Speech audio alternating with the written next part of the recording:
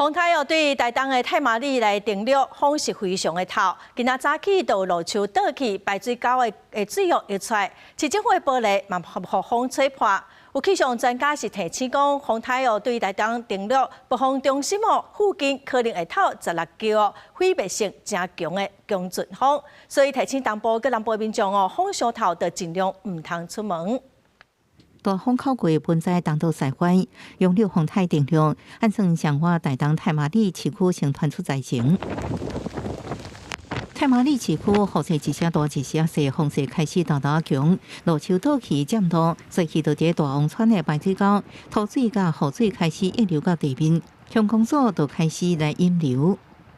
因为浪大哈，那已经靠近岸边了，所以那个舞台岌岌可危。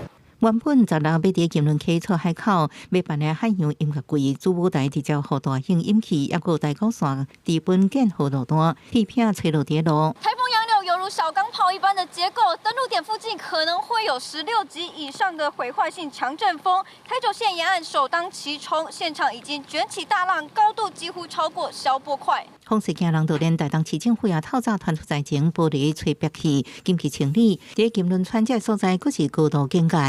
台东县的金轮溪8月初才刚发生溃堤，记者身旁的民宿当时惨遭淹没。今天一早，工程车就进驻金轮溪来吊消波块，加强防灾。村民提早收补棚，就是烦恼风势伤过大，带来灾情，要游客被逼甲提早结束行程。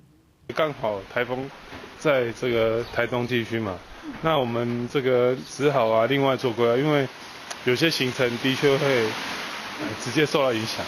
各界高度警戒，东部地区加强防灾作业，风太大的灾情未当轻视。记者综合报道。